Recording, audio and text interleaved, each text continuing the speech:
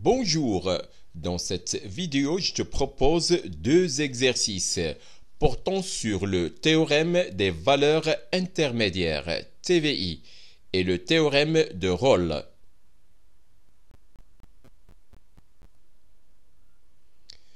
On commence par une conséquence du théorème des valeurs intermédiaires.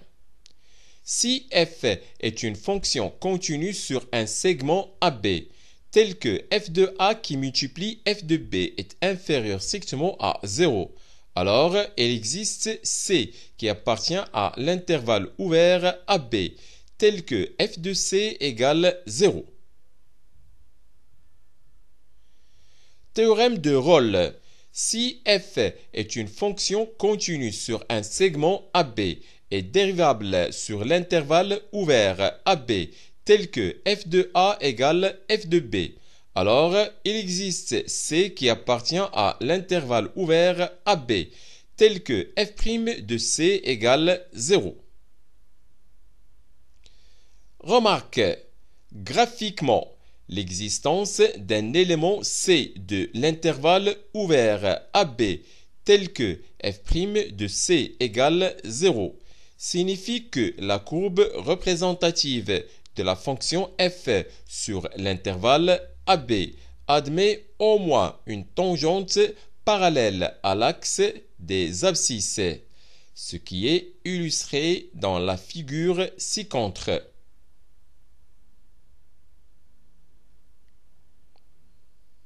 Exercice. Soit n un entier naturel non nul.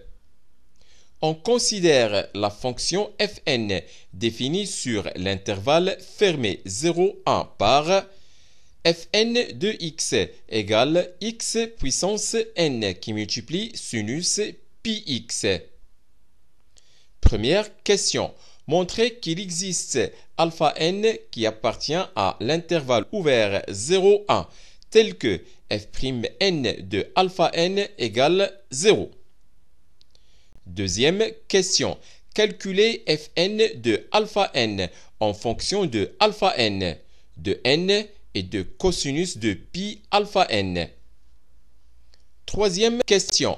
En déduire la limite de fn de alpha n lorsque n tend vers l'infini.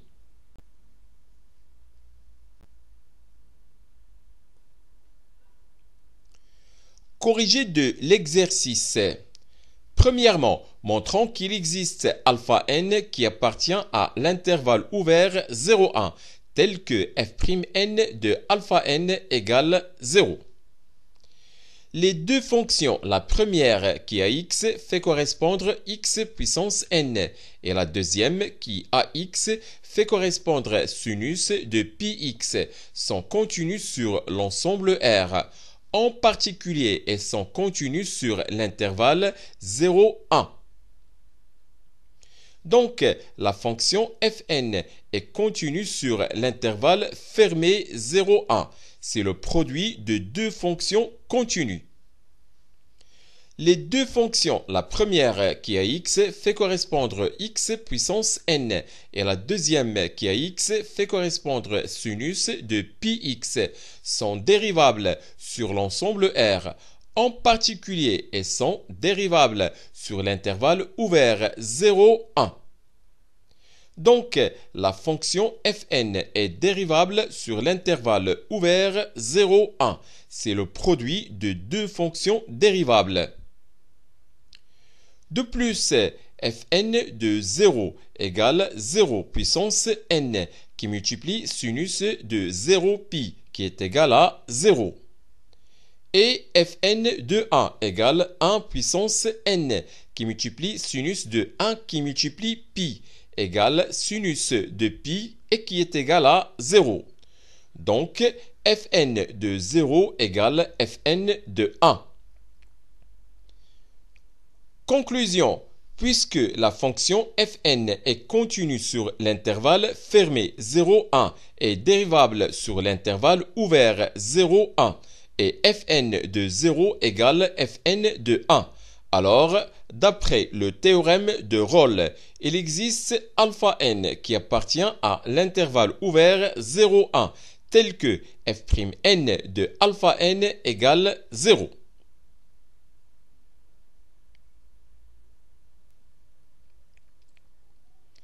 Deuxièmement, calculons fn de alpha n en fonction de alpha n, de n et de cosinus de pi alpha n.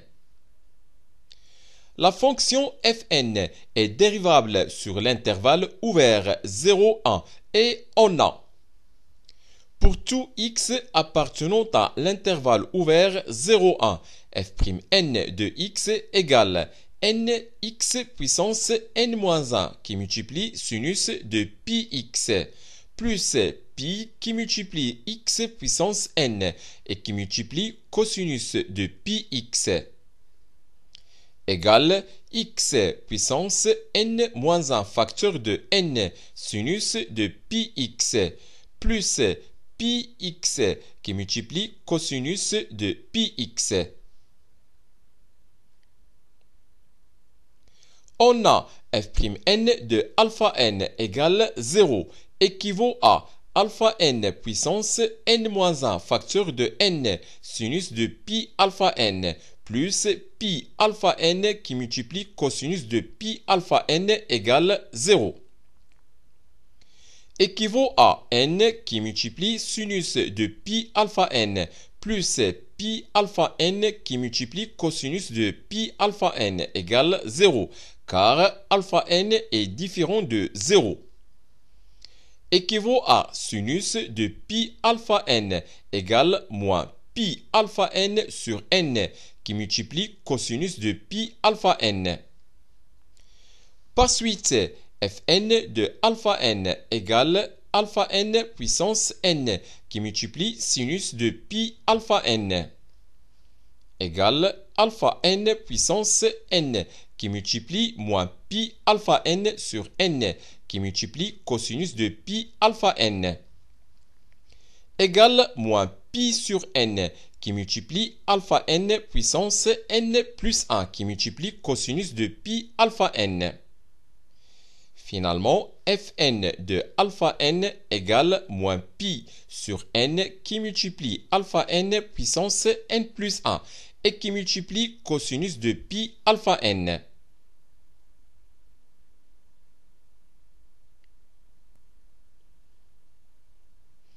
Troisièmement, calculons la limite de fn de alpha n lorsque n tend vers l'infini. On a fn de alpha n égale moins pi sur n qui multiplie alpha n puissance n plus 1 et qui multiplie cosinus de pi alpha n. Donc, valeur absolue de fn de alpha n égale valeur absolue de moins pi sur n qui multiplie alpha n puissance n plus 1 et qui multiplie cosinus de pi alpha n égale pi sur n qui multiplie alpha n puissance n plus 1 et qui multiplie valeur absolue de cosinus de pi alpha n. Et comme 0 inférieur strictement à alpha n puissance n plus 1 et qui est inférieur strictement à 1 et valeur absolue de cosinus de pi alpha n est inférieur ou égal à 1, alors valeur absolue de fn de alpha n est inférieure ou égale à pi sur n. Puisque limite lorsque n tend vers plus l'infini de pi sur n égale 0, alors d'après les propriétés des limites et ordres, on a limite lorsque n tend vers plus l'infini de fn de alpha n égale 0. Finalement, limite lorsque n tend vers plus l'infini de fn de alpha n égale 0.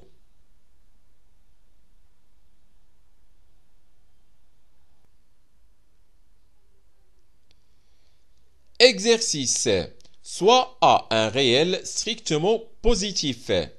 f est une fonction continue sur l'intervalle fermé 0a et dérivable sur l'intervalle ouvert en 0 et fermé en a, tel que f de 0 égale 0. F de A est supérieur strictement à 0 et f' gauche de A est inférieur strictement à 0. Première question, petit a. Montrez qu'il existe B qui appartient à l'intervalle ouvert 0A, tel que f de B est supérieur strictement à f de A. Question petit b.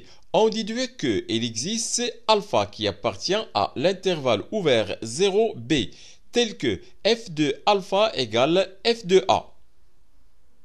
Deuxième question. Montrez qu'il existe C qui appartient à l'intervalle ouvert 0A, tel que f' de C égale 0. Corrigé de l'exercice. Première question, petit a. Montrons qu'il existe B qui appartient à l'intervalle ouvert 0A, tel que f de B est supérieur strictement à f de A. On va procéder par un raisonnement par l'absurde. Supposons que, quel que soit x appartenant à l'intervalle ouvert 0a, on a f de x est inférieur ou égal à f de a. Donc, quel que soit x appartenant à l'intervalle ouvert 0a, f de x moins f de a sur x moins a est supérieur ou égal à 0. Et puisque f est dérivable à gauche au point A, alors limite lorsque x tend vers A par valeur inférieure de f de x moins f de A sur x moins A égale f' gauche de A et qui est supérieur ou égal à 0. Ce qui est contradictoire car f' gauche de A est inférieur strictement à 0. Donc, il existe B qui appartient à l'intervalle ouvert 0A, tel que f de B est supérieur strictement à f de A.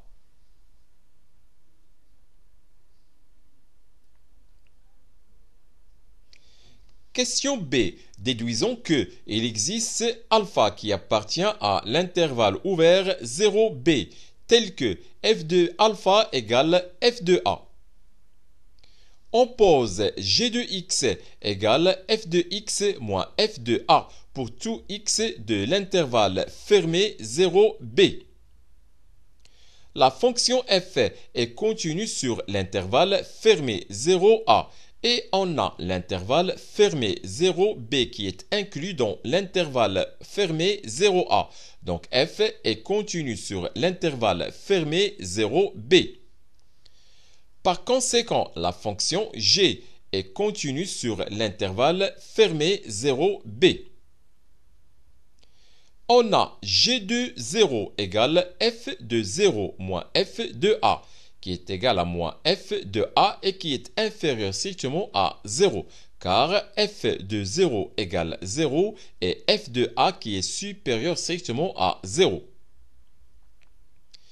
Et g de b égale f de b moins f de a, qui est supérieur strictement à 0, car f de b est supérieur strictement à f de a. Puisque la fonction g est continue sur l'intervalle fermé 0b et g de 0 et g de b sont de signes opposés, alors d'après le théorème des valeurs intermédiaires, il existe alpha qui appartient à l'intervalle ouvert 0b, tel que g de alpha égale 0. Autrement dit, il existe alpha qui appartient à l'intervalle ouvert 0b, tel que f de alpha égale f de a.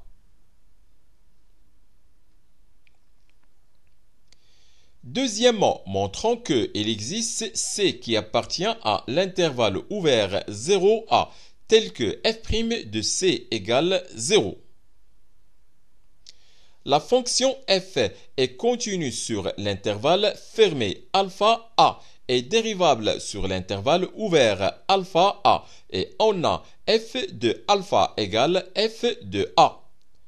Donc, d'après le théorème de Rolle, il existe un C qui appartient à l'intervalle ouvert alpha A, tel que f' de C égale 0. Et comme l'intervalle ouvert alpha A est inclus dans l'intervalle ouvert 0A, alors C appartient à l'intervalle ouvert 0A. Par conséquent, il existe C qui appartient à l'intervalle ouvert 0A, tel que f' de C égale 0. C'est la fin de cette séance. Au revoir.